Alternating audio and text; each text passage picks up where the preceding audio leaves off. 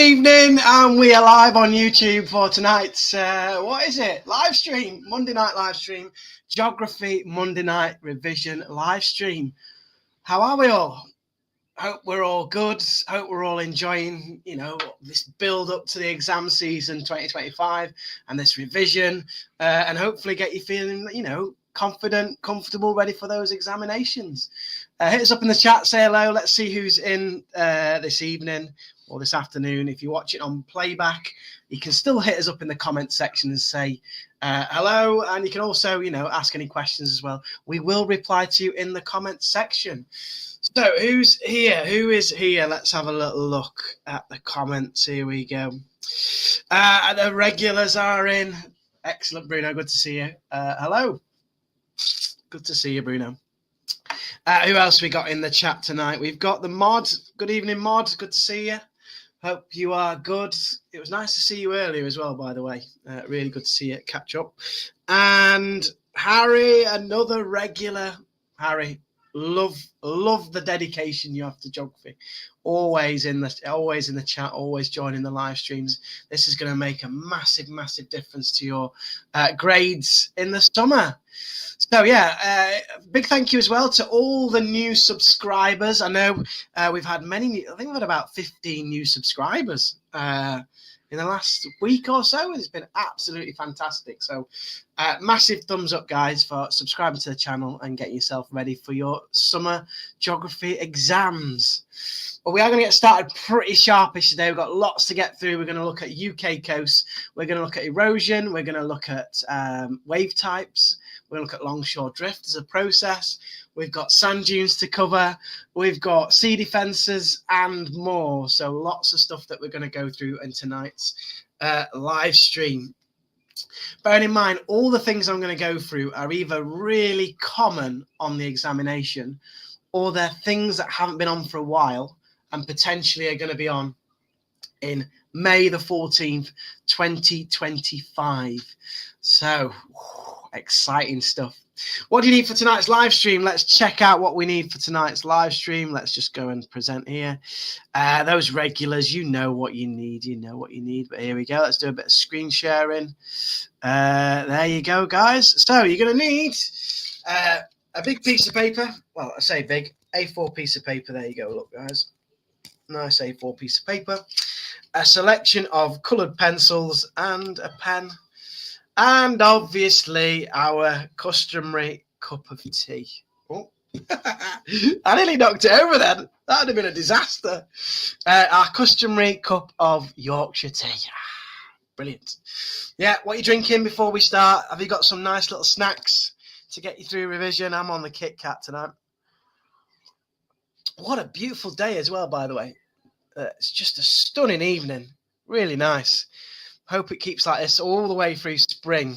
How fantastic would that be? The weather is beautiful. I mean, I suppose when you're revising, it's probably better to have a bit of rain or a storm or something. At least you're going to stay in and do a bit more revision then. But yeah, it's nice. It's nice to have the nice weather. Everyone feels good in the nice weather, don't they? Right, I think we're going to get started pretty soon. Is any more comments in the chat, guys? Before we get started. Hello to all the adults as well, any parents that are watching. Please hit that like button as well. Hit the like button. It does help to push the content out to other geographers around the country. Our last video got over 60 views. Wow. It's not that many compared to YouTube, is it? But hey, it's better than none. 60 views, we'll take that. Let's see if we can break some records with this one. Hopefully we can. Right, I think we're ready to get started, guys. Hopefully you got your paper ready. Let's smash out UK coast. Now, I want to start just by showing you a little picture, actually. Let's just get that one off there. Let's go to present and screen share. And here we'll start here. Look at this. This is the UK coastline. So question 3 on the examination is out of 15 marks. It should take you approximately 15 minutes as well. It's a mark per minute, and it's specialising in UK coasts. And look at that. I mean, look at the diversity of our coastline. Look at those landforms. You've got erosional landforms. You've got cliffs, arches, wave cut platforms. We've got all sorts of stacks there. You can see our coastline is just incredible. And living in the British Isles, it's really important to know about all the geographical features and how our coastline is changing over time, and how do we protect it from those erosional processes. But look at our coast. You can see why we get so excited in geography about coastal processes. So let's, without further ado, let's crack on with tonight's revision. Here we go. Let's get the camera back on. There we go. Share. And let's get it as big as possible. And there we are, guys. Right. So I've been through all the past papers. We've looked at the analysis. And here is what we think are going to be the big hitters in 2025. These are things that are very common on the exams, and also things that are most likely to appear. So we're going to put our customary title at the top. It's going to be Paper 1. Paper 1, Question 3, UK coasts. There we go. And this exam is on the 14th of May. It's about 5 weeks away, guys. 2025. And it's in the morning. I did prefer morning exams. When I was doing my exams back in 1998, I did my GCSEs. I did prefer a morning exam. I just felt like a bit fresher. My brain had remembered everything from the night before. So I always do up here, customary. It is customary to, as well, do our must revise list. Must revise every year. So these are things that are on the exam lots that I'm not going to cover today. So these are things that you've still got to focus in and revise yourself. Okay. So here we go. Let's go with our little list. The first one is erosional landforms. So landforms created by erosion or the removal of rocks. In particular, this one seems to come up lots, bays and headlands. Bays and headlands. They love that on the exam, bays and headlands. It's been on 4 times in 7 years, is it we've been doing it? Yeah, 4 times in 7 years, bays and headlands. I'm not going to go through that too much today, but make sure you've revised bays and headlands. Other ones that come up quite often is depositional. These are landforms caused by when the waves lose their energy and they deposit sand and silt. So depositional landforms, and the 2 that they tend to pick out quite regular are spits. I love coastal spits, and coastal bars, which is a ridge of sand. Again, I'll cover that a little bit today, but not in too much detail. So that comes up very frequently. I think spits have been on 3 times in 7 years. So again, that's a popular one. So bays and headlands, spits and bars. Let's do one more. Coastal management. This is on every single year nearly. Coastal management. And we studied the Holderness Coast. We studied the Holderness Coast and Medmerry. Managed realignment. There are case studies. If you're watching from a different school, you might have to ask your teacher, check out which ones you've done. The Holderness Coast is a really popular one. If you are just joining the channel, we have a dedicated video. I'd love to link it in, but this is a live stream. We've got a dedicated video on the Holderness Coast with a full revision map. Get yourself onto it. Okay, as soon as you've watched this one, get yourself onto the Holderness Coast one. Check out our YouTube channel, and you'll see it right there. So I'm going to put a little YouTube video there. You must know an area of coastal management. You've got to know this, guys. It's so important. And we studied Holderness Coast and Medmerry. So check out the videos on the channel for that one. Right, there's our must revise list. Everything else that comes up regular, I'm going to go through today. Oh, cup of tea, that's beautiful. Right, we're going to start with the concept of marine erosion. Erosion by the waves, marine erosion. or coastal erosion. I like to use the word marine because it's to do with saltwater erosion in particular. Okay, marine erosion. Erosional processes, you have to know them for rivers, you have to know them for coasts. They are the same. So make sure you remember the big four. Whenever you talk about caves, arches, stacks, stumps, bays, headlands, mention the types of erosion. You definitely get marks there, guys. Top tip. Know these types of erosion and apply them to your exam answers. So what is erosion? Erosion is the breaking down of rocks. Let me just zoom you into this bit, guys, now, so you can see it better. Hopefully it's focused in. Okay, breaking down of rocks by water. I'm just going to put breaking down of rocks by water. It's also by wind and other processes. So it's where you go from larger rocks to smaller rocks. Okay, so we'll get a little picture. Oh, the dogs are back. We had them last week, didn't we? We had the dogs.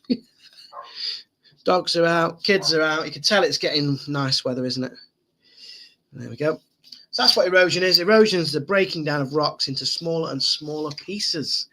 So hit us up in the chat, guys. Here's our first question. Can you name the 4 types of erosion? 4 processes that break down rocks into smaller and smaller pieces through the action of water. Both are important for rivers and for coasts. So there's a bit of rivers revision. 4 types of erosion, guys. Hit us up. See what we've got. And I'll try and do them in the order that you put them in. Breaking down of rocks. I'm going to put there, it's a transfer of energy. I'm going to use the word energy because it's energy that breaks down the rocks. It's the wave energy. It's the energy of the river, depending on which one you're writing about. It's energy that breaks down from the movement of rocks. Right, the answers are coming in thick and fast, but I think fast is Bruno, and he's got all 4: abrasion, attrition, solution, and hydraulic action. Good man, well done. Superb, very impressive. And Harry's also got the correct answers. Well done, Harry. And he's got attrition, abrasion, hydraulic action, and solution. Absolutely spot on, guys. Well done. Right, let's get a little revision visual here. So we're going to start with hydraulic action. Hydraulic action is the force of the water which traps air in the cracks. So it's when water traps air in cracks and it forces them to expand and break the rock apart and weaken the structure of the rock. So we'll get our little mini sketch here. We'll put a little crack in the rock there. That'll help. And then we'll put some air. They're the little air bubbles there, guys.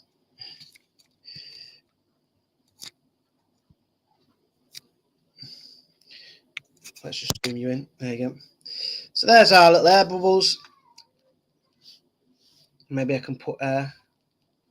It's actually compressed air. I don't know if I can fit the word compressed. Compressed air, that's not very great, is it? But you can see kind of. And it's the force of the water that goes over the rocks. There we go. And this is hydraulic action. So we're going to put here force of the flowing water, force of the water, yeah, over the top of our rock, compressing the air, weakening the structure. That's what hydraulic action is. It's the most common form of erosion. Add a bit of colour, guys, because we like a bit of colour on these diagrams. There we go. Helps with the revision. There's our rock. And there's our sand bed. There we go. So it's the force of the water trapping air in the rocks, compressing it, and that breaks the rock apart. Okay, and it's using wave energy. I'm just going to put here wave energy. It's the wave. It's the energy of the waves. Yeah. So energy of the waves. Sorry, guys. Energy of the waves trapping air in the rocks and the flowing water. There we go. So let me just zoom out a little bit. There we go. That's our hydraulic action. Let's move over to this one here. So the next one we'll do is abrasion. also a medical term. Abrasion is when two surfaces rub together. Any two surfaces causes abrasion. So when a rock rubs against the base of the cliff, when the rock rubs against the seabed, that's abrasion, when two surfaces rub together. And when you rub two surfaces together, you get friction and you get it wearing down. Okay, so abrasion, let's draw our little sketch, because these little pictures help us to with our memory. Here's our rock. So this rock is sliding on the seabed, or it's sliding at the bottom of a cliff, and we've got our friction here. These little crosses represent friction, and I'm going to put here rocks slide, wearing away.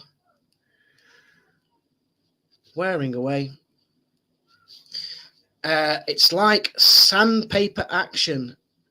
That's what a lot of geographers remember it as, sandpaper action. And it wears it down over time. There we go. Here's our little rock. And as the wave moves this rock around at the base of the cliff or at the seabed, it causes friction and it causes it to wear down. So abrasion is where rocks wearing away as they rub against other surfaces, such as the seabed or a riverbank if you're doing rivers, and they act like sandpaper. I'm going to put here friction because that's a word that I might use. Friction is caused between the two surfaces, and that's what wears them down. So I'll let you zoom in for a second on that one. There we go. That's our abrasion. This is double revision. This is rivers revision and coast revision. So we're all good. Right. Hopefully you got that one. Right. We need to do two more. I'm just going to scroll that up a little bit. There we go. Let me zoom in. Try and get it all in one shot. There you go. Okay. Now we're going to do attrition. Attrition is a bit more straightforward. Attrition. And attrition is where rocks collide together. They crash into each other as they're carried by the waves. They collide, little bits come off. So rocks collide. And generally it makes the rocks smoother. All the edges are knocked off the rocks. So as they collide, all the sharp edges are knocked off. And it makes them rounder and smoother. So that happens when they're being carried largely in the water column, within the waves. All those sharp angular edges are knocked off. Rocks collide, makes them rounder and smoother. So really good. We've got one more to do, guys. I'm really happy with this section. Solution. Okay, and this is when the acidity of the seawater or the alkalinity of the seawater dissolves the bedrock or the cliffs. Okay, so or the seabed. Yeah. So solution is where there's a difference in pH. So one might be alkaline, one might be acidic. So this is limestone. Limestone is slightly alkaline. I'm just going to put alk. Yeah, so limestone is slightly alkaline, and seawater could be slightly acidic. Generally, it is not, but if it's polluted, it can be. Most seawater is around about pH 8, if you're interested. I know we've got some scientists in the chat, but generally seawater could be slightly acidic, and depending on pollutant levels and things like that. And basically, the rocks dissolve into solution. Yeah. A bit like putting sugar into a tea. You know it's in there. Rocks dissolve due to differences in pH. There we go. Rocks dissolve. One's acidic, one's alkaline. That could be the rock or the seawater, depending on the conditions, and that causes the water to become a bit cloudy. Sometimes you go to the coast and you think, "Oh God, look at all that!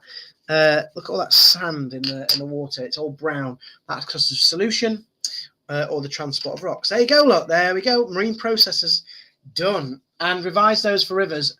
Every time you mention a cave, an arch, a stack, a stump, a wave cut platform, bays and headlands, any of those erosional features, make sure that you hit the grades by talking about the types of erosion as well in your answer.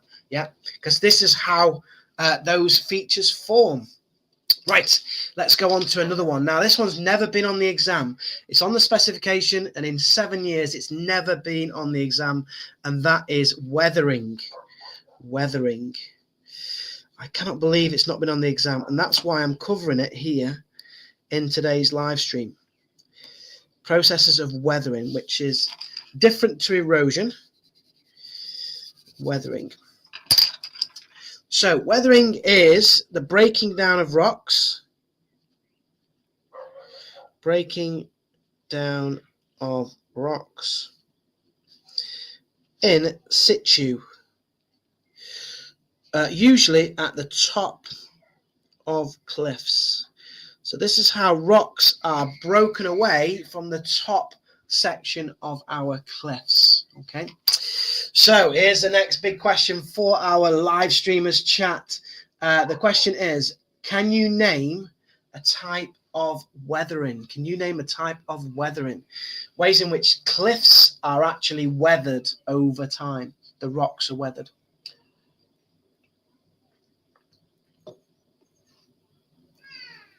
Weathering. I'm really enjoying that. That's really good so far, isn't it? Pretty happy with that. Remember, we try and get all our main revision on one single A4 page, so this is pretty cool. It's looking pretty good. Very good. Bruno, well done. Bruno has got 2 out of 3. So chemical weathering, yes, absolutely. We're going to talk about that. And mechanical weathering. Freeze thaw is a type of weathering. Okay, freeze thaw is mechanical weathering. So mechanical weathering is freeze thaw weathering. Okay, but well done you. Okay, let's hit this then. Natural, it's a natural process. Absolutely, James. It is a natural process. Right, let's have a quick check on our weathering. It seems to be something that we often forget when we're doing our revision, but because it's not been on for ages, I've got a feeling never too late. Harry's got the 3rd one, biological weathering. Well done. Rocks that get broken down by plants or living organisms. Yeah, right, let's get these in our little sketch then. So we're going to start off with mechanical. Mechanical weathering, which we know now is freeze thaw. And we're getting a lot of freeze thaw weathering at the moment. If you notice in the morning, your mum and dad are having to scrape the cars. That's ice.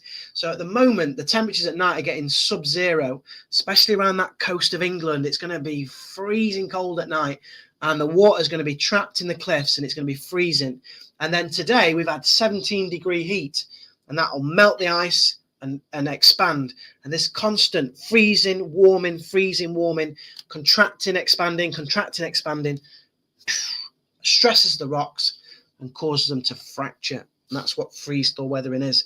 So we're going to draw our rock here with lots of ice in it.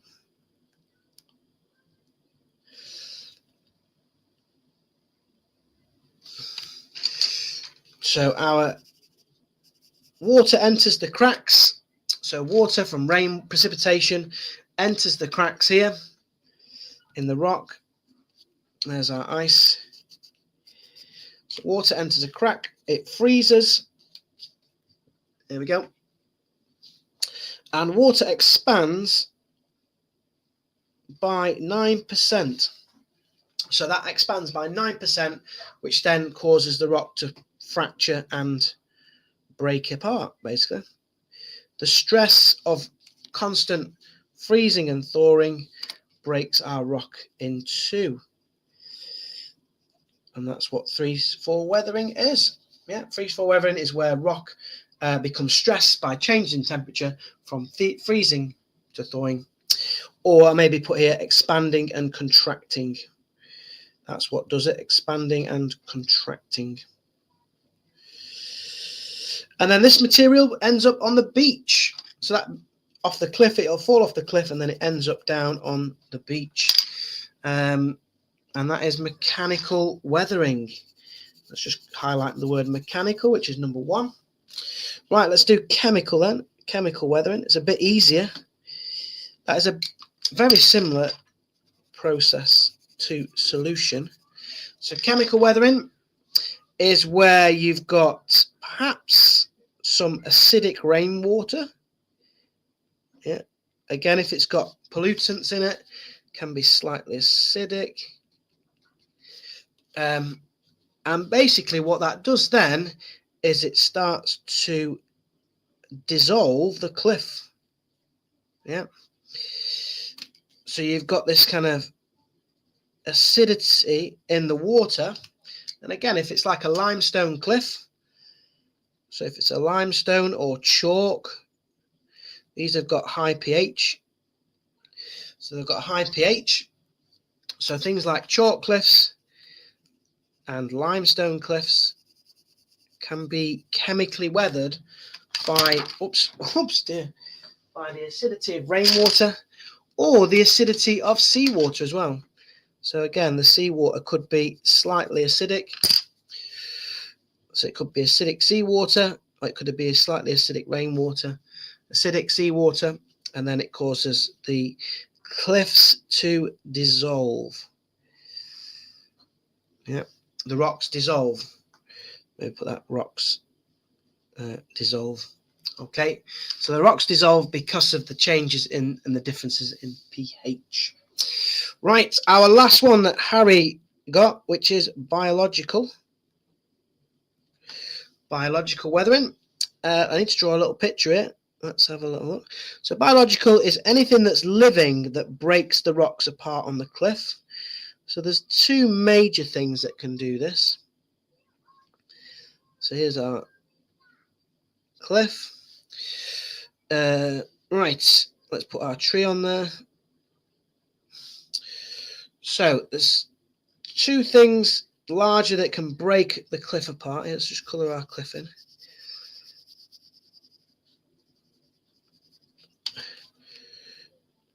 So I'm going to put here tree roots, trees or bushes. I'm going to put tree roots. If the roots get down into the little cavities in the rocks, they'll fracture the rock apart.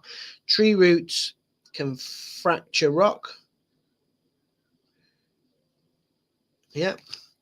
So that's, as a tree gets larger, the roots get bigger, and that can lead to the rock breaking apart. So the roots of the tree get down into the cracks and crevices. As that tree or bush gets larger, the root system gets bigger, and that can burst the rock apart, can fracture the rock, and that rock then falls down onto the beach below, where our beach may be down here. So all of these weathering processes provide additional beach material. The other one is animals. So birds or rabbits, I'm sure you've all seen rabbits at the coast. They burrow into the rock. So they'll dig into the rock. That's I'll have a little zoom in. There's my little rabbit, guys. There you go. So a rabbit that burrows, or a bird that's nesting, like puffins nest in the cliff. They burrow in there, and that breaks the rock apart, and bits of rock fall onto the beach below. So I don't know where I can put burrowing animals, but maybe I'm just going to put it here. Burrowing animals. That could be a rabbit in the cliff face, could be a bird.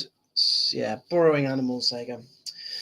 So not the neatest one, that one, is it? But I'm sure you understand what's happening. It's basically plants and animals breaking the rock of the cliff apart, fracturing it, stressing the rocks, either through the root system or burrowing animals. So there you go. There's weathering. If it comes up now, guys, you're going to be well into that, aren't you? Yeah, these are processes that affect cliffs, especially the tops of cliffs. Right. Something that's not been on. It's been on twice in 7 years, and it's not been on for about 3. And I'd love it if it comes up. I think it might. It's the wave types. So we have 2 types of waves at the coast. Can you name the 2 types of waves? And do you know a difference between the 2 types of waves? Yeah, who can remember this stuff? Wave types. Right, I was going to zoom out, get my little title. I'm going to go in this bottom corner here now. It's not been on for a while. I've got a feeling this is going to be on. They're going to ask you about wave types. Well, I hope they do. I'd love to be asked a question on wave types. Such a great area of coast. So what are our two waves, and can you tell me a difference between them? Can you tell me a difference between our wave types? Oh, answers are coming in thick and fast, guys. Look at this. Check this out. Harry was first. Destructive and constructive. Well done, Harry. Tewu. Hopefully I pronounced that right. Or Tay. Can I just call you Tay? I'll call you Tay. Tay, constructive and destructive. Love it. Well done, you.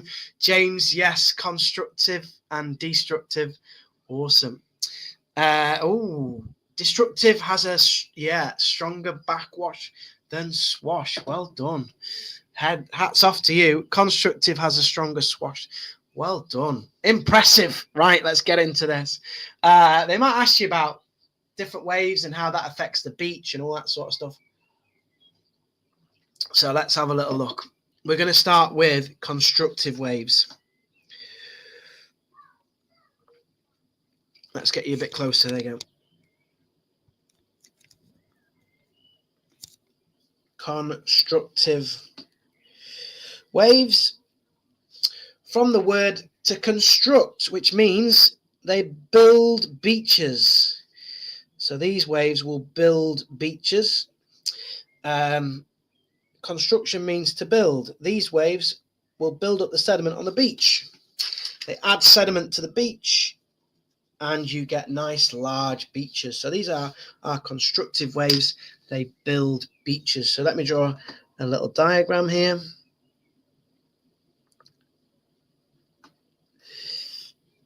With a big arrow going forward.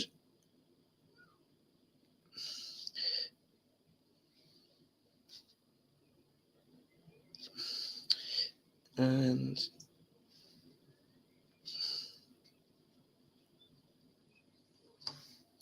right, I think we've got a bit of a diagram going on here.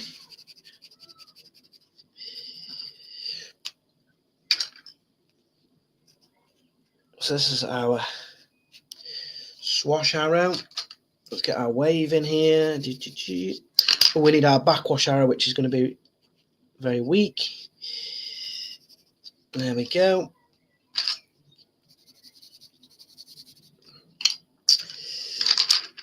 It's good having you guys here for company, I tell you that. Whilst we're doing our revision, we're all together here, aren't we? It's good. Right, there's my constructive wave. We've got a gentle slope, gently sloping or gentle slope beach profile. So this tends to create really flat, wide beaches, a bit like Skegness.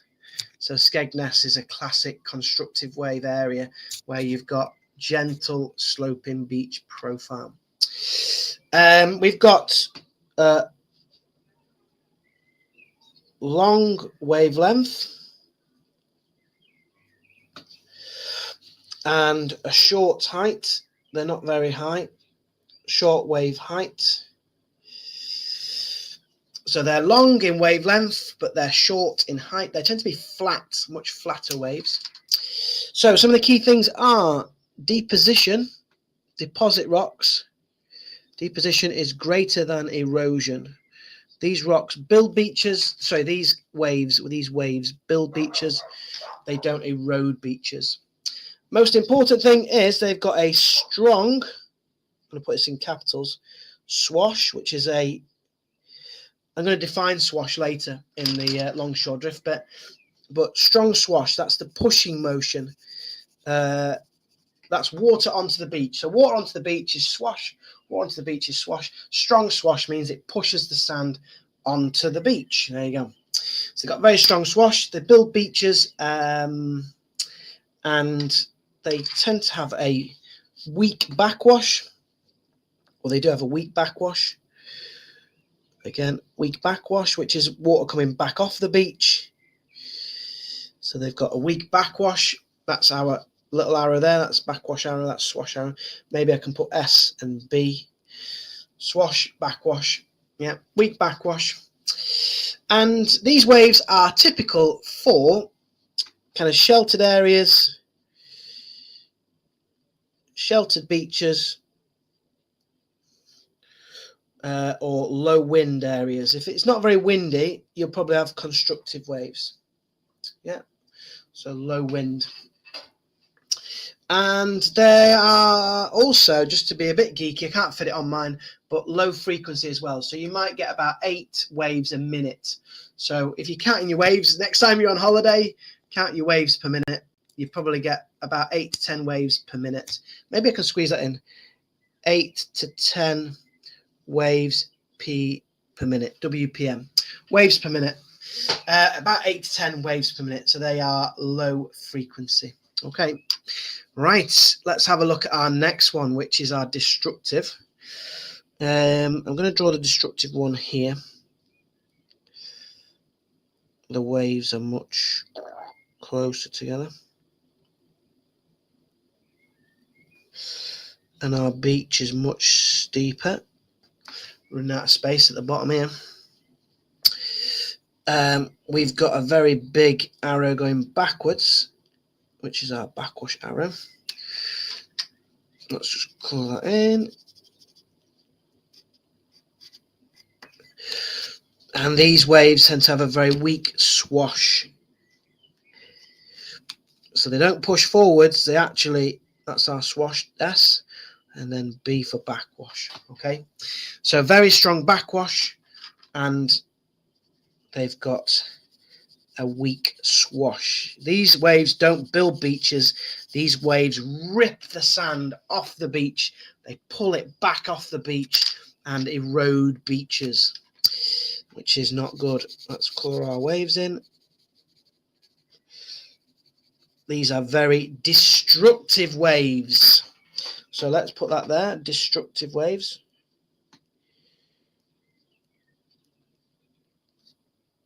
And effectively now, it's just the opposite of constructive. So everything is just opposite. So they have a short wavelength. They tend to have a tall wave height. So they're tall height, short wavelength, strong backwash, weak swash. And they create a steep beach profile. They are literally the opposite of constructive waves in every way. Short wavelength, I'm just going to put SW because I'm running out of space. Long wave height. So they're opposite. You've got the other diagram there, so you can just switch it around, can't you? Yeah, steep beach profile because they're removing the sand that keeps the stand. They also are more common with pebble beaches rather than sand. Pebble beach is quite a common sign, whereas these tend to be sandy beaches, these tend to be pebbly beaches. But we'll put a few things here. Erosion of these waves is greater than deposition, so they tend to erode sediment rather than deposit it. So that's kind of key. They tend to be high in frequency.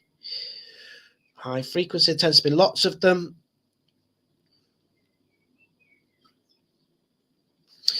Anything with more than kind of about 14 per minute, waves per minute.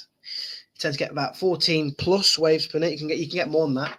But yeah, tend to be common in winter or where there's high winds and exposed coastline. High winds, I'm going to put here exposed coastline. So you're more likely to get these sort of waves in the southwest of England, when predominantly our wind blows from the southwest, Cornwall, Wales, Devon, Dorset. They get these more exposed winds, and then you get larger waves, destructive waves. So exposed beaches are more likely to get these. In particular, in the southwest of England, you're more likely to get destructive waves. Okay, there we go. That's our wave types. We've crammed a lot into that little bit there. Lots going on there. Let me just colour in the two key things, which is the two names: constructive waves and destructive waves. Yeah, it's not been on for about 3 years, I think it was 3 years when I looked. It's probably going to come on. Probably is. Right, let's zoom out. Wow, look at that. I know there's a lot of detail there, but we're covering a lot on this single page of revision today, so that's brilliant. Right, we're going to drop down here and look at longshore drift.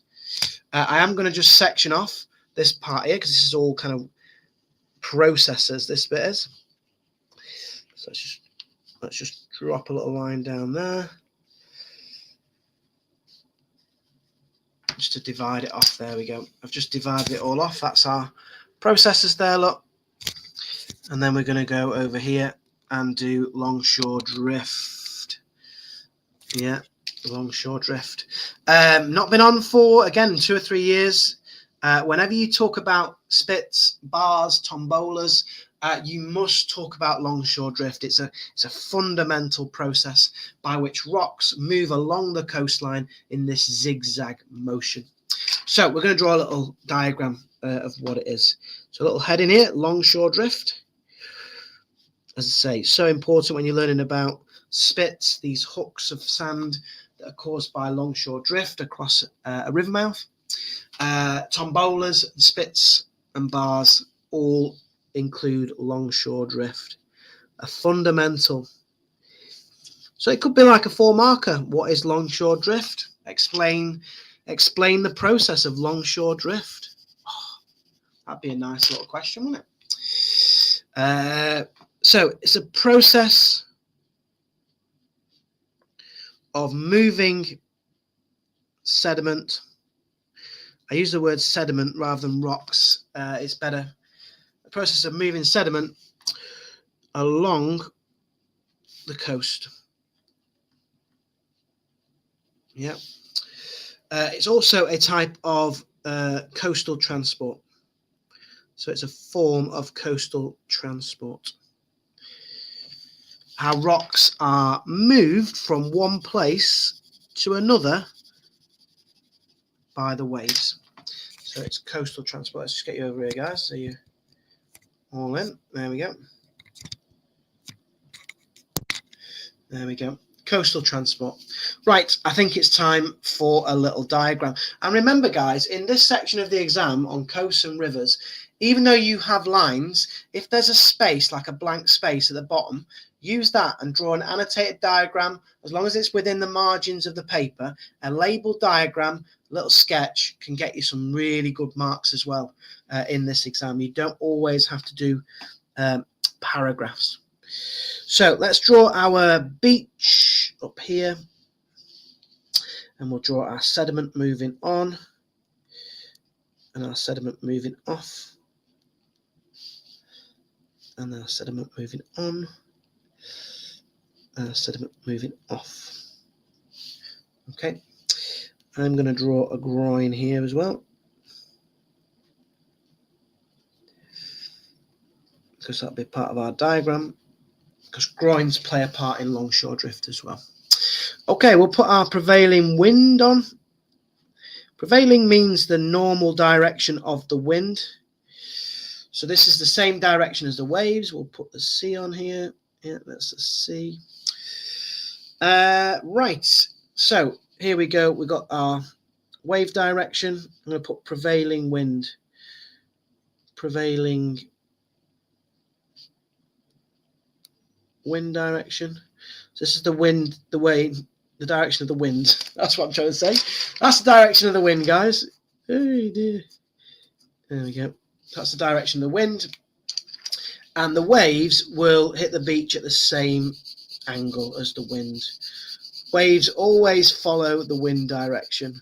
Okay, they hit the beach at an angle, usually about 45 degrees. Let's put that in there. 45-degree angle, roughly, in the prevailing wind direction. So here is our beach, and we're going to put on here water washes onto the beach, and that is known as swash. We'll put our swash arrows on. Yeah, and then I'm going to have a little key here, and we're going to call it swash. So blue arrow is swash. And swash is when material or sediment, should maybe put sediment moves up the beach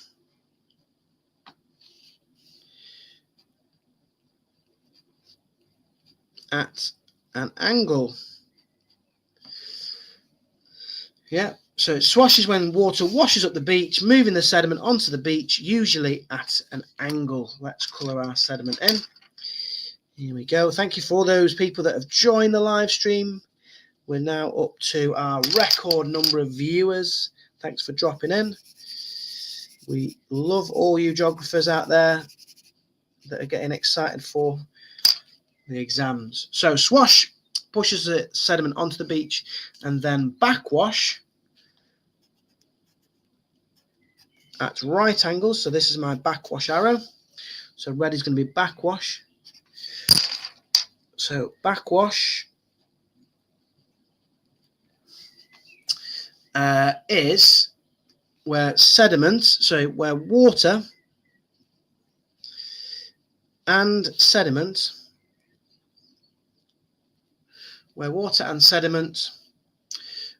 under gravity, so the force of gravity pulls the water back out into the sea. Under the force of gravity, returns to the sea. So the water in the sediment returns to the sea. And we got swash, backwash, swash, backwash. Maybe I'll put that on there as well, just so it's clear. Swash. And then this one is backwash. Yeah. Under gravity, yeah. And it pulls it back at a right angle. You see that there? It's 90 degrees. It pulls it back at a right angle. So that's that also for our geeky geographers who are trying to get grades, 5 and above.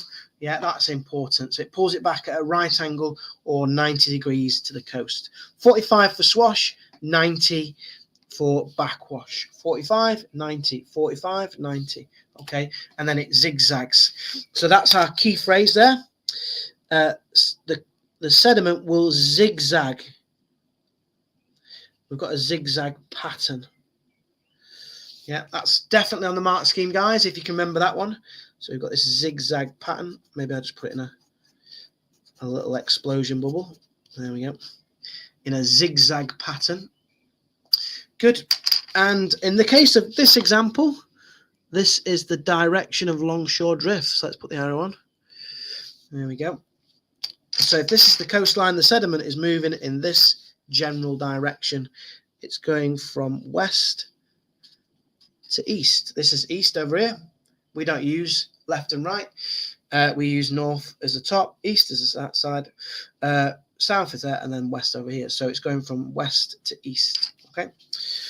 This is the direction of LSD. LSD stands for longshore drift. It is a well-known acronym, so if you want to use LSD, you can. Longshore drift, yeah. Write longshore drift once, and then after that, you may be able to get away with just using LSD. If you've just joined, this is a geography revision chat. It's not anything else, so don't worry about what we're talking about. Hey dear. Right, let's have a look what else we can do today. We're going to fit in our next little section, which is going to be sand dunes. I love sand dunes. Let's get some pictures of some sand dunes up. They're amazing features. They form over time under a process of succession, like stages of development, where you have sand and then you get plants colonizing, then you get bushes, then you get trees. They are a fantastic ecosystem, and they form over time, and they've not been on for a while. So I think we're going to have a little chat about sand dunes. And also, I absolutely love habitats. So let's just stop screen sharing there. Let's go on to this one, screen share. Let's have a look at some sand dunes. Sand dunes are these guys. Yep. These sand hills, basically. These are around, you get some really good examples around eastern England, especially around the Fens, north coast of Norfolk. Really good examples. You find some good examples around Wales. They've got lots of sand dunes around their coast. Even the northwest, up near the Mersey in that area, they've also got some really nice, on the Fylde coast, some nice sand dunes there. But they are incredible. I know you might be thinking, why is he getting so excited about the sand dunes? But for ecosystems, for plants, for animals, they're a fantastic habitat. And they, as I say, they form over time. So this has only been on once on the exam, sand dunes. So I'm guessing there might be something this year, maybe. And if it's on, hopefully you're going to be feeling confident for this one. Right, let's have a little look then. So I'm going to use the remainder of this middle space. Bearing in mind I've still got all that over there. But if you run out of space, guys, just use the back of your sheet as well. If you get it all onto one sheet of paper, it's pretty impressive. Obviously, the Holderness Coast revision as well. Check out the video on the channel. You have to revise Holderness Coast case study as a key bit as well.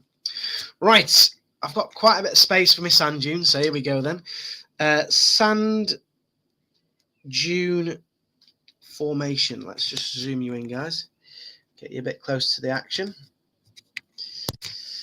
Hopefully you're enjoying yourselves at home and enjoying doing a bit of revision.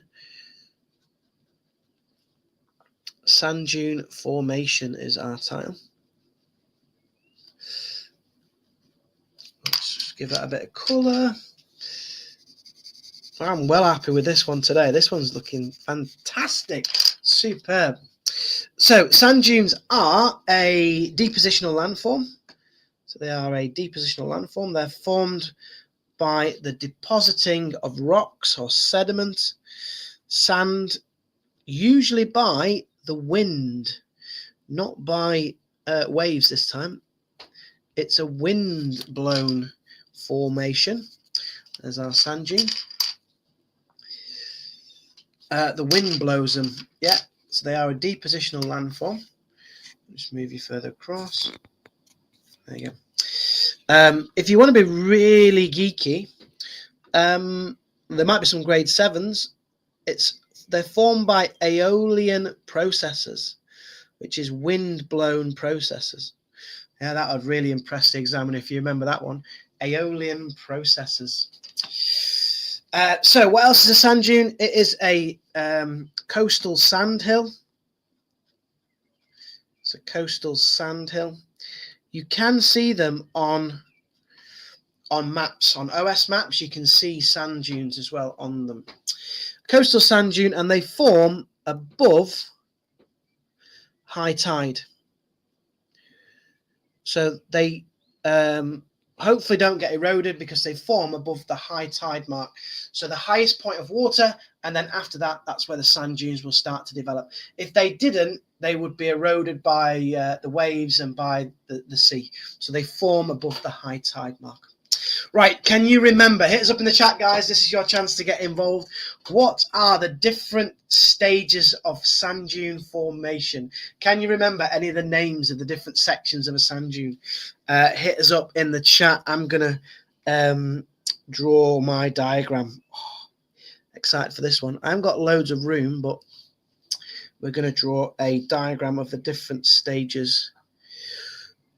Ideally in order. I know some people have got they're getting the names in, which is brilliant. Can you remember them in order from youngest to oldest?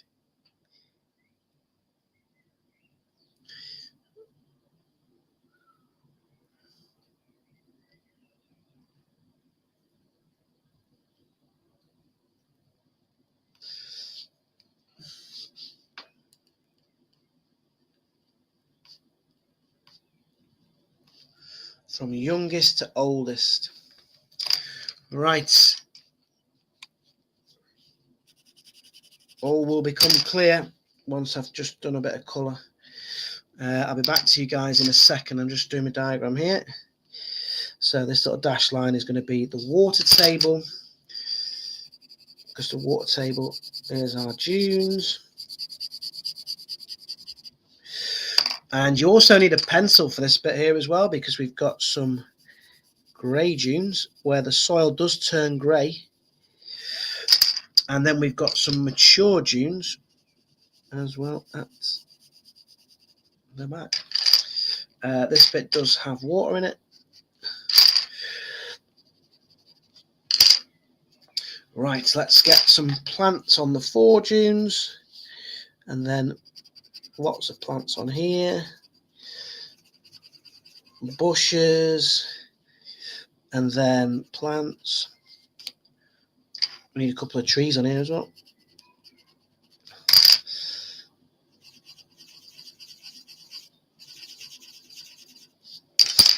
Okay, there we go. Look at that. Right, I'm just going to come back to you guys and see if we can remember the names of any of these sand dunes. Also got my arrow there.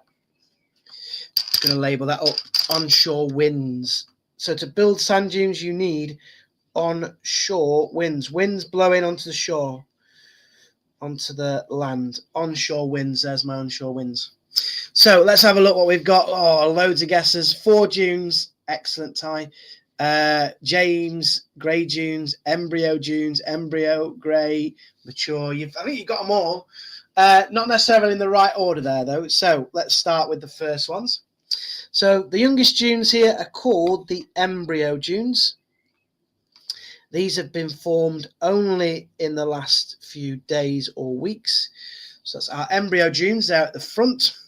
Then we've got our fore dunes here. The second ones in are called fore dunes. Yeah, there's our fore dunes. Then we've got our yellow dunes, which are obviously the sand and the soil there is actually yellow. That's why they're called yellow dunes. Yellow dunes. These have probably formed for a few months, years. Well, probably fore dunes are months. Yellow dunes are probably 2 or 3 years, up to maybe 5 years. Then we've got our grey dunes, which are much older. Also, the soil type there is very grey in colour. That's why we call them the grey dunes. And right at the back, we've got our mature dunes. Mature dunes. Yeah, that's where we get our woodland species there. So that's where we've got our mature woodlands that grow at the back. Here we've got things like marram grass, sea conch that grow at the front. These are kind of our pioneer species that grow first. So as you go along the stages of succession, as you go further back on the sand dune system, there's 2 key things that happen. We get increased water content, increased water and nutrients in soil.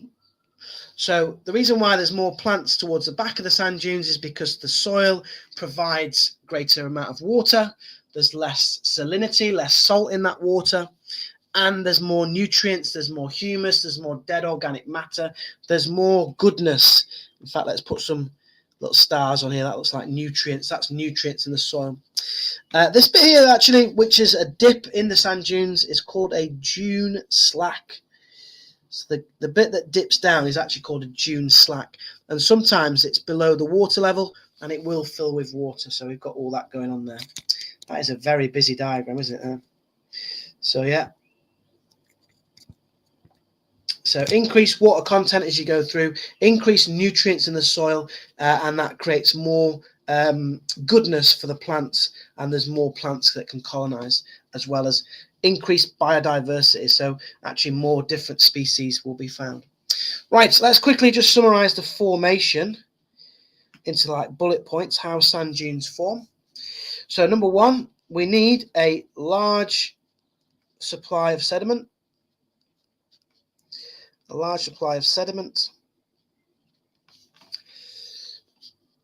Plus, we need some onshore winds. That's the first things that you need.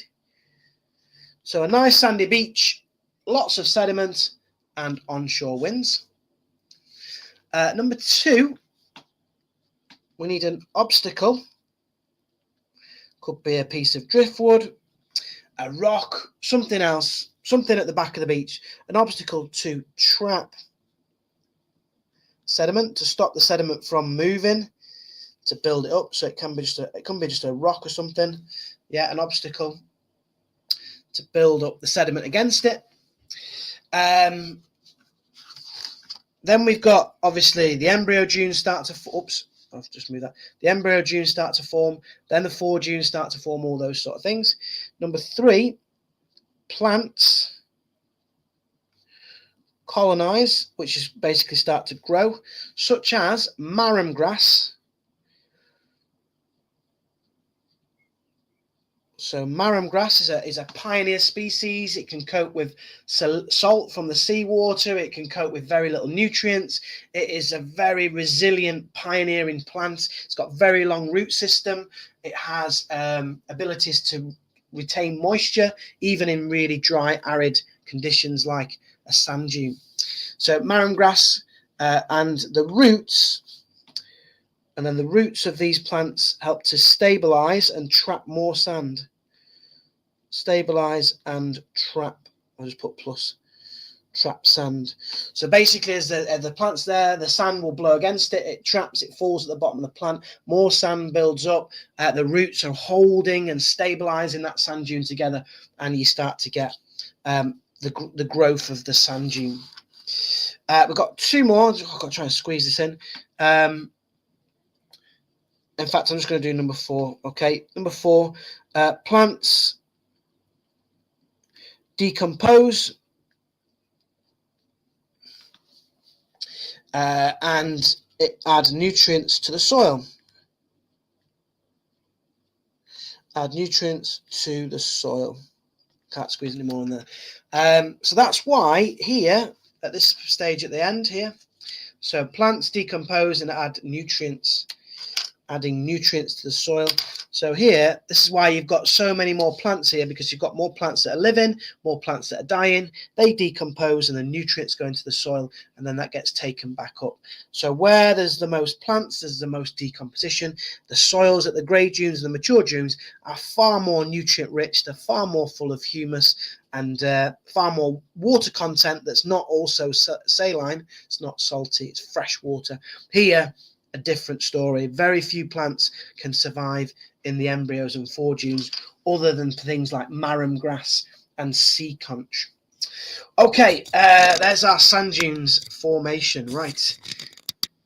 Wow, looking really good. Right, I wanted to have a look at sea defences. Now, sea defences come up every single year. Every year, pretty much, you need to know about sea defences, either with coastal management or just questions on sea defences. It is so common every year, pretty much. So just get you in position, guys. There we go. Right, are we ready?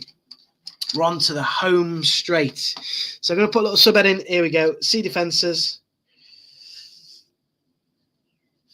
and coastal management. Probably the most important bit of this section, along with the Holderness Coast. Check out the video on the channel. Make sure you've made the revision notes for the Holderness Coast. You must do that because it is so popular. I'm just going to cordon off that middle section that we've just done. This revision grid does have a lot on it today, but it looks superb. Right, coastal management. What are the 2 types of coastal management strategies? What are the 2 types of coastal management strategies? Hit us up in the chat, guys. Can you name the categories for sea defences? Who knows these? Sea defences. There's 2 categories. What are the 2 categories of sea defences? Oh, he's in. He's quick. It's, correct answer is hard and soft engineering. So here's the next challenge. Can you name 4 hard engineering sea defences? Go for 4 hard engineering sea defences. Let's see if you can name 4.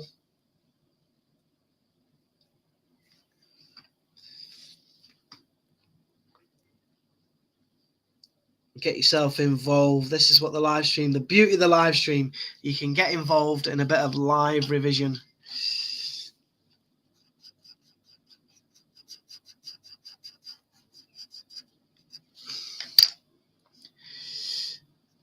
Yes, lots coming in. Let's have a look. Harry's got there. Seawall, groins, gabions, rock armor. Awesome. Let's go for two types of soft engineering, guys. Can you name two types of soft engineering? So hard engineering are man-made structures.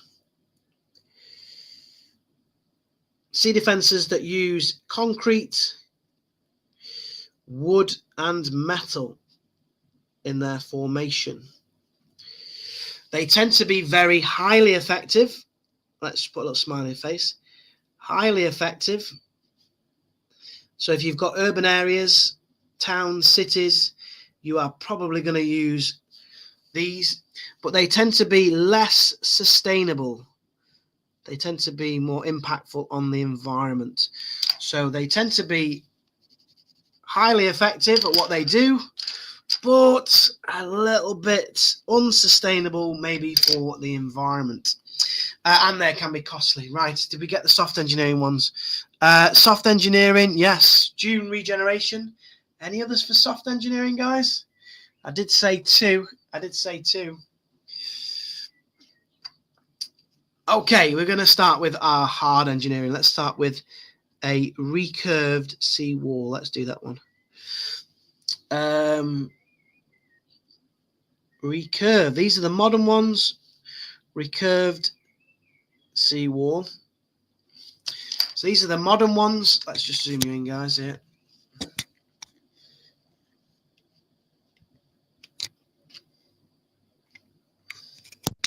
So they tend to be curved in shape. Let's get our waves in.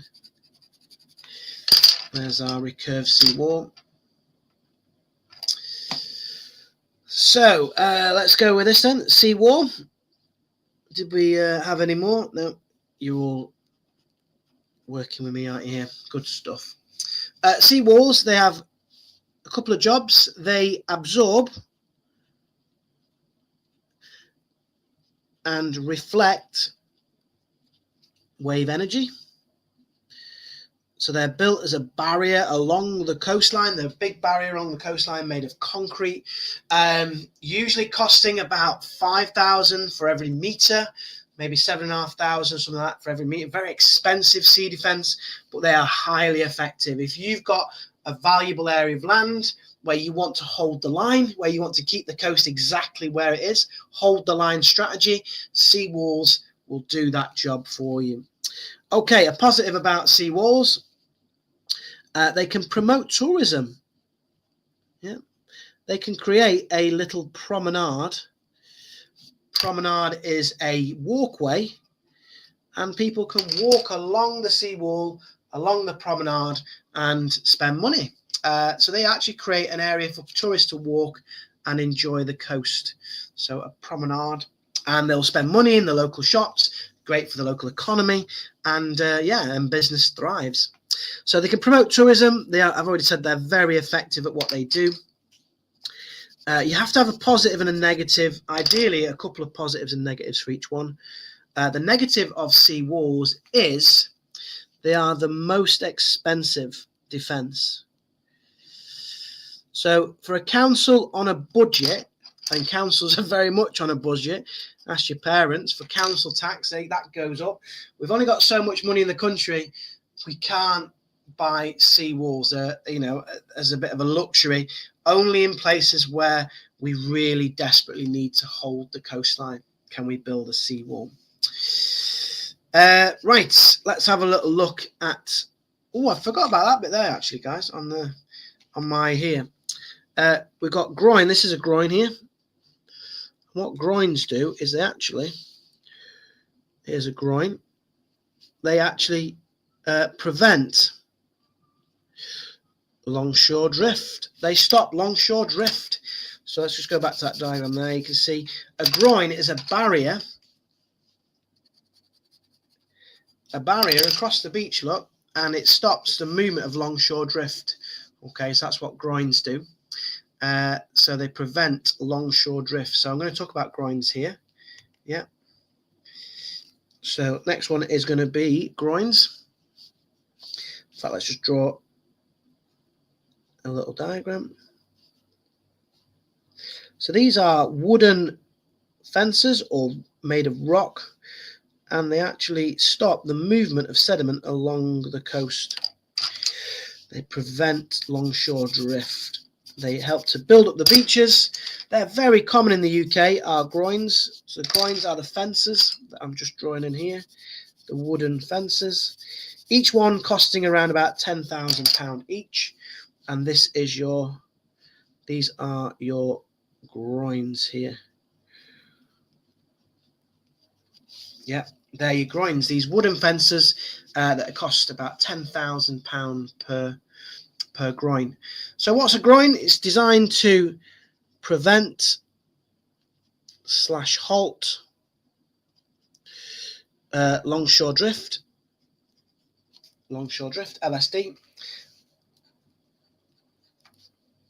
Yeah, so it prevents or stops longshore drift, and it creates a natural barrier to erosion. Yeah, so it creates a natural beach, it builds up the beach, and basically then, because you've got a bigger beach, the waves are away from the cliffs, so it protects the cliffs behind. So if this is where your soft cliffs are, yeah, on our diagram, the beach has been built up now, so you create this natural barrier. That's the barrier against the waves. Okay, that's how it's designed to work, protecting the coastline by trapping sand in a section of the beach and building up the beach material. So what's good about groins is they look, so they build up a beach. Again, that could be good for things like tourism, if you've got a nice wide sandy beach. The problem with groins is, and this is in the case of Mappleton, they prevent the natural movement of sediment.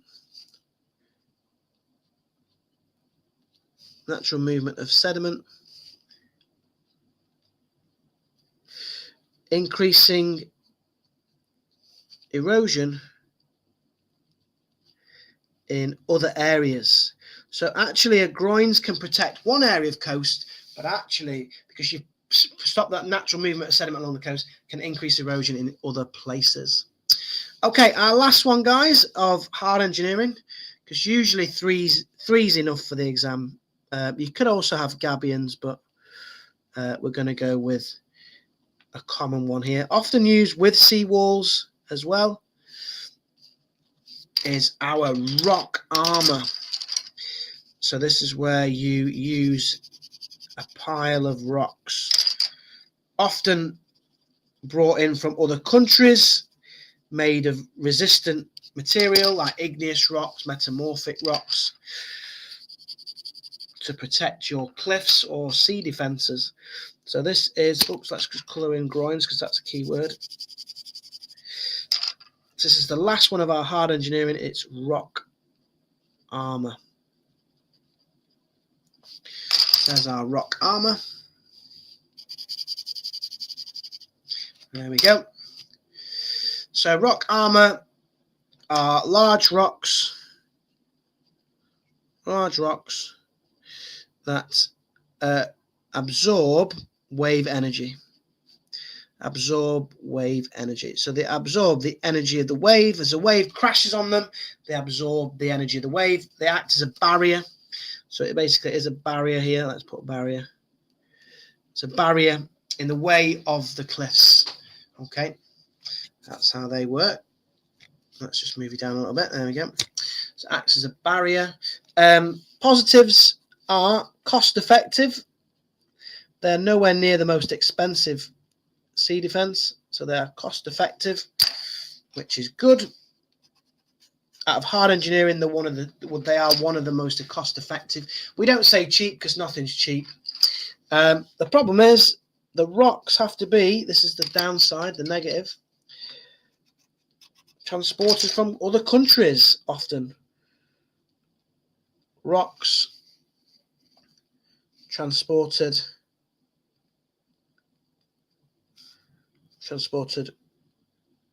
from elsewhere.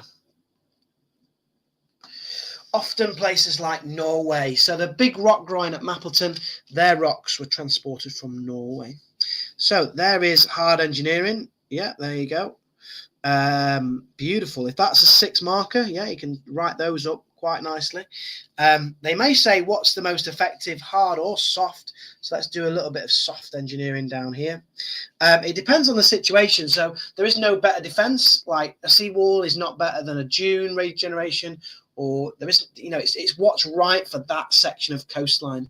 If it's a heavy urban area, a seawall probably is the most effective. If it's an area of low-grade farmland, you might use something like managed retreat, which is where you allow a section of the coastline to flood. Check out our Medmary case study for that one. Medmary is a really good case study of managed retreat down in Sussex. Yeah, really good example. One of Europe's biggest examples of managed realignments or managed retreat. Right, soft engineering.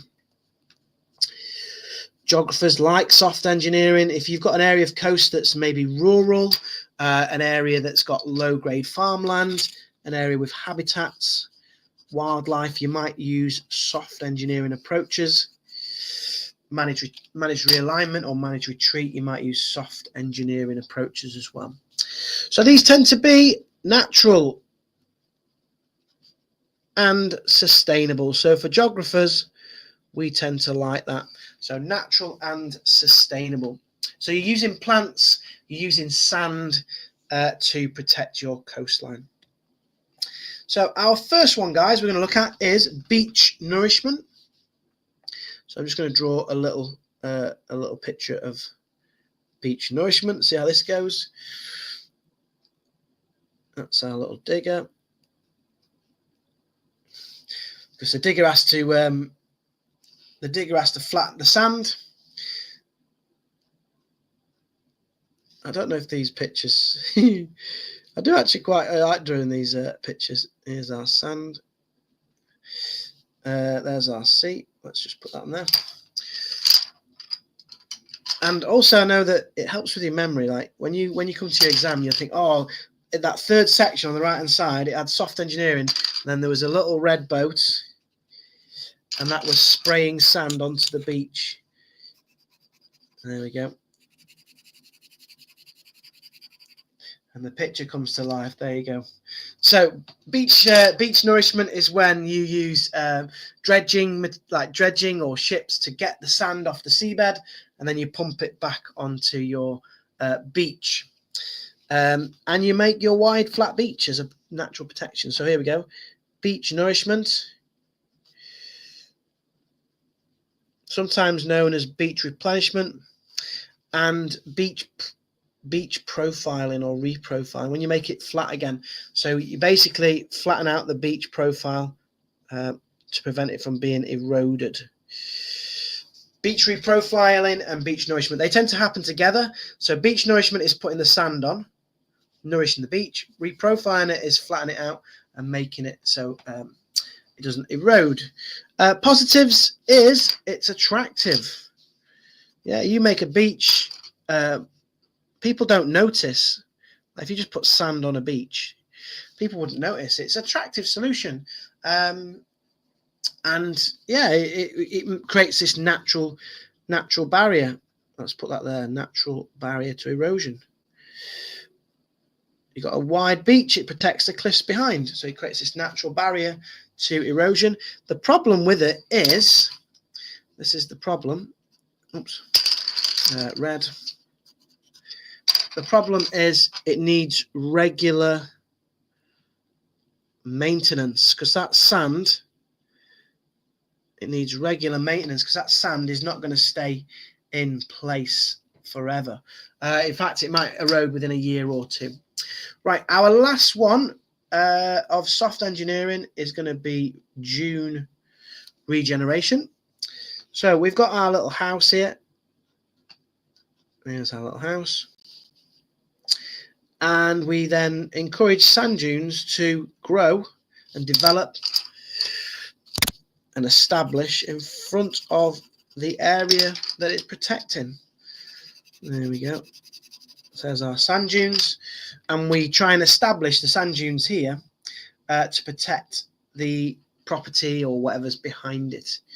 So this is called dune regeneration. Planting plants to form sand dunes. We've kind of already mentioned how we do that. We create an obstacle, we plant plants, and you then create these sand dune systems. Again, it acts as a natural barrier, same as beach nourishment, so it's a natural barrier. The waves hit the sand dunes rather than the property or anything else, and it also protects against coastal flooding. So if you've got your waves out here, you're not going to flood the land behind because these sand hills are blocking against coastal flooding. So positives, they create a new habitat space. Sand dunes are full of biodiversity and plants, so it got a new habitat space. The problems with waiting for sand dunes to form is it takes time. So I'm going to put here time to establish. Once you plant the marram grass, which is what you do, you plant marram. Let's put there, plant marram. Yeah, you plant marram grass, and then it takes a while to grow. So it will form over time. But again, if you're in a rush to protect your coast, you might be struggling. Right, I've got one little section now down here, guys. Hopefully you're up to date. Look at that. This is so detailed today, but it is incredible. I think this could be my favourite one ever. Right, we've just got one little space down here now, and we're going to do a mini case study. You need to know a coastline where there's different landforms created. If you are running out of space, guys, just turn over onto the other side. Use a little bit of space so you've got it all on your single piece of paper. So our case study for this is, again, if you're watching from other schools, you may have done a different coastline. Our case study for our coastline of formation was the Dorset coastline. Or, yeah, as James calls it, the Jurassic Coast. Famous for the age of rocks. The rocks here are about 145 million years MA, and this is where these rocks formed. There's my dead dinosaur in the dinosaur era. There's a lot of fossils down there, dinosaur fossils. That's how we know the age of this particular coastline. So you can go fossil hunting on the Jurassic Coast. Right, let's have a little look then. So it is it's in South England or Southern England.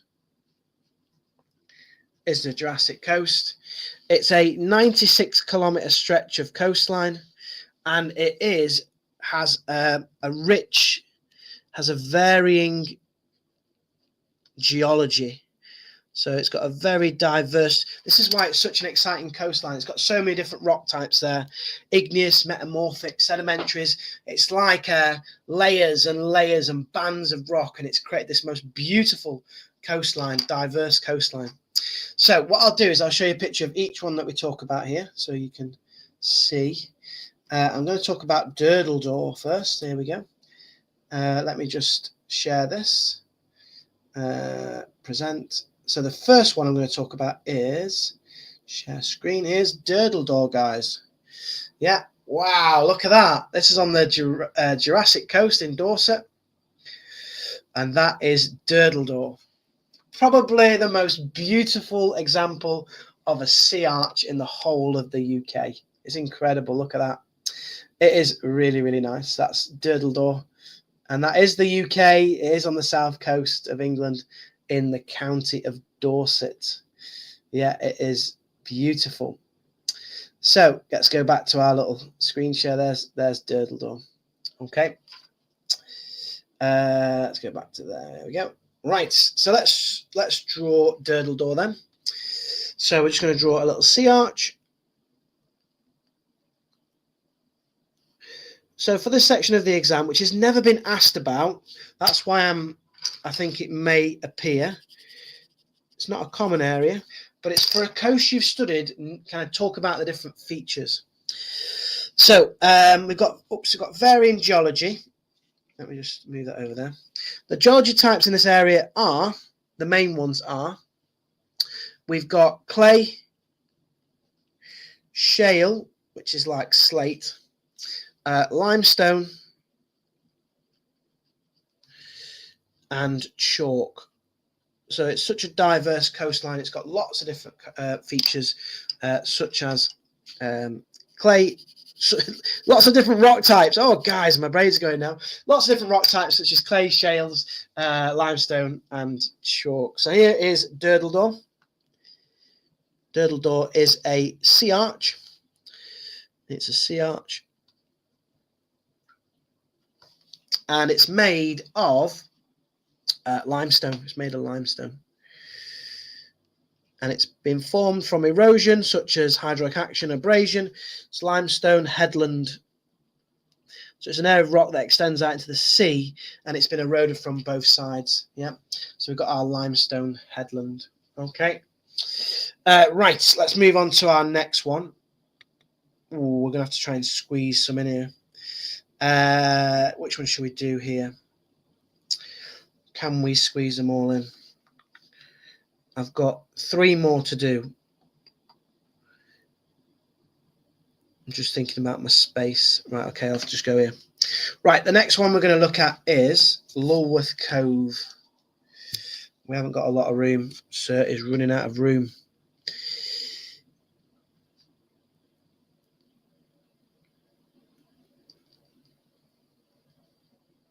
Right, here we go.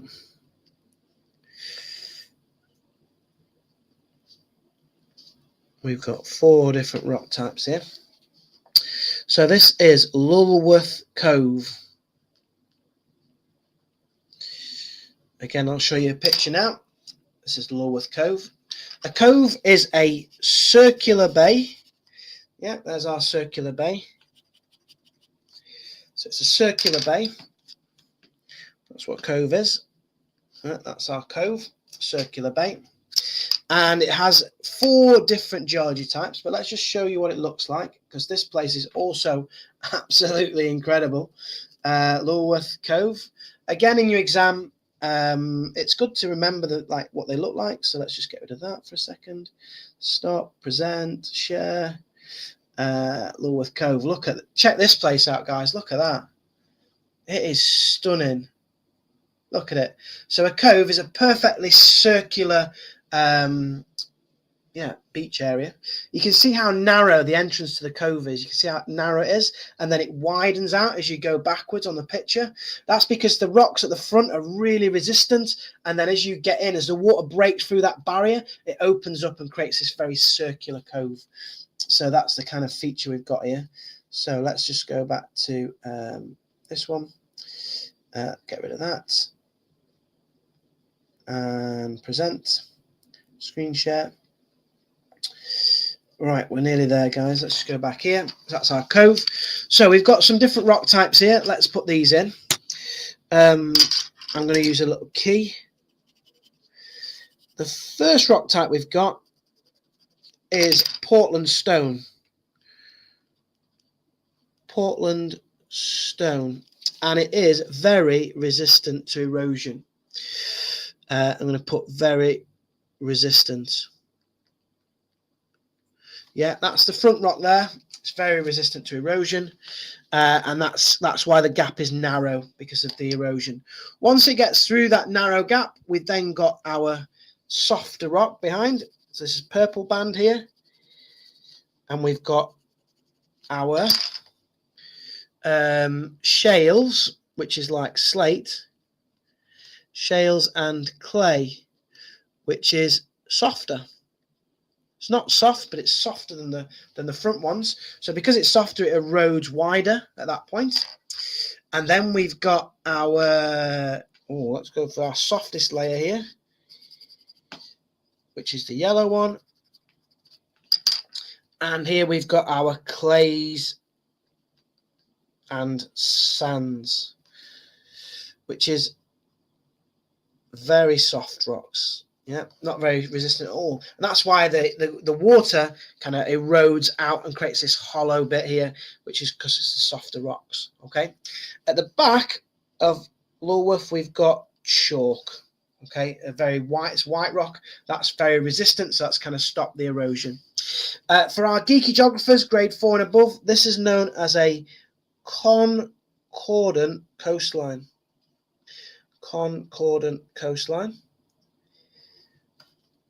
Concordant coastline, which basically means you've got these different rocks that are parallel to the sea. Parallel means level with, that's the sea out here. Let's put the sea on.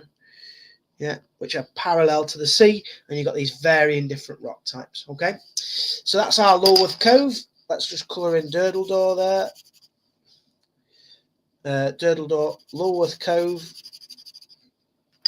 Right, so let's try and squeeze in two more.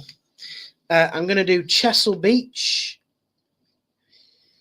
Chesil Beach is probably the UK's most famous bar, sand bar.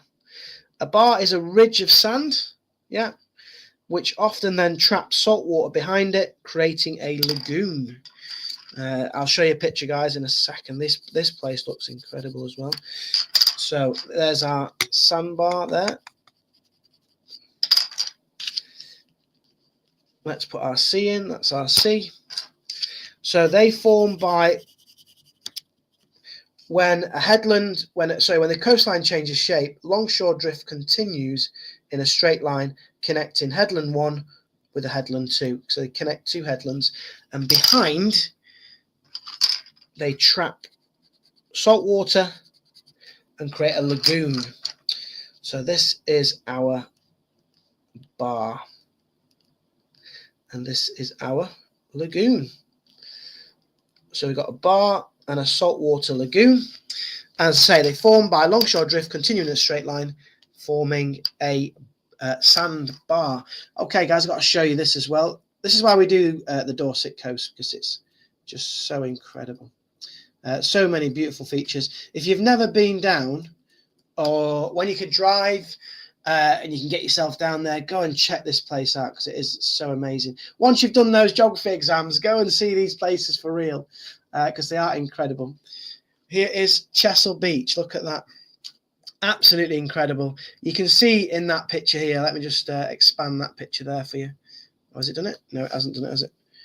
Anyway, this picture here in the middle, look at that. That's your Chesil Beach. That's your bar. The bar is that ridge of sand. As the coastline changes shape and goes kind of inwards, longshore drift continues in a straight line, creating that beautiful bar. It's trapped the seawater behind it. There's the lagoon on the west side of that image, or the left, but we call it west. That's the saltwater lagoon there. Okay, and that is Chesil Beach. Looks impressive, doesn't it? Right, we've got one more, and it's going to be a quick one, this is, but it's going to be a good one. We're going to mention, let's just colour in Chesil Beach. Again, when you're talking about these different features in your exam, you can name some now. You can say, oh, Chesil Beach down in Dorset, Durdledore, Lulworth Cove. Right, I've got to do one more, which is Swanage Bay. And I've got a tiny bit of space. Swanage Bay, which is a very famous bay and headlands. So if you ever get asked about bays and headlands, you've got Swanage Bay. For our geeky geographers, this is an example of bays and headlands. So let's just draw our first headland, then Swanage Bay, then our second headland. And you've got different rock types here, and they are perpendicular or at a right angle to the coast, 90 degrees to the coast, or a right angle. And we've got, in the case of Swanage Bay, we've got chalk, which is hard. or resistant rock. I prefer the word resistant. So we've got chalk there. In the middle, we've got clay, which is softer rock, which forms the beach, Swanage Bay. Beautiful beach at Swanage Bay. It's well worth a little look. Softer rock, that's why it's eroded more. So where it's softer, there's increased rates of erosion to form the bay. The bay is all of the eroded material. And then this side of Swanage Bay, to the west, we've got limestone, which is also quite hard. So limestone's hard, clay's soft, and then chalk is hard. And then you get these different rates of erosion. Let's just colour in our sea. There we go. And I'll show you a picture just to finish off with of Swanage Bay. The harder rock is where the limestone is. There we go. And the chalk, yeah, in those areas there. This is an example of, last thing, where we've got this hard rock, soft rock, hard rock, and it's at 90 degrees or perpendicular. I can't fit the word perpendicular. This is a discordant coastline. So if you're going for grades kind of 4 and above, Swanage Bay is a discordant coastline. What that means is you've got bands of hard and soft rock that are 90 degrees to the coast, and it forms headlands and bays. So there is our bay, and this is our headland. The bit that sticks out into the sea is our headland. And that doesn't really fit on, but it's just squeezed in on that edge. There we go. So if you're ever asked about a coastline and its particular features, Lulworth Cove, Durdledore, Chesil Beach, Swanage Bay, Dorset coastline, Jurassic Coast, it is stunning. Absolutely stunning. Right, look at that. Wow, guys. Oh my God, look at that. I think that is actually the best one I have ever done myself. It is incredible. Look at that. I know there's a lot on there, guys. Pretty much most things that are going to come up probably in this year's exam. Most things are going to be on there. The only thing to add is the Holderness Coast case study. Check out the channel and do your revision for the Holderness Coast case study. But that is a lot of the other things that you're going to need are on here. This is, I'm well happy with that. Hopefully you're happy with yours. Hopefully you're feeling more confident for those exams.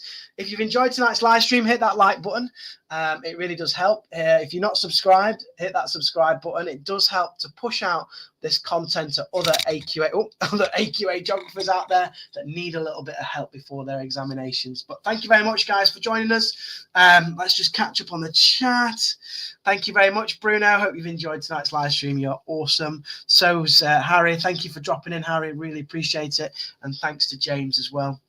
You guys are incredible. Hope to see you on next week's live stream when we look at rivers, UK rivers. It's the last one based on paper 1. Check out the one on ecosystems and hazards. There, natural hazards. They're also on the channel, available for you right now, getting you ready for those summer exams. But for now, guys, you take care. All the best.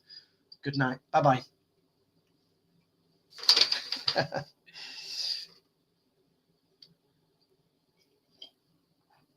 That's nice. Have I hit the end? I haven't. Oh no, that cup of tea is beautiful though. See you later, guys.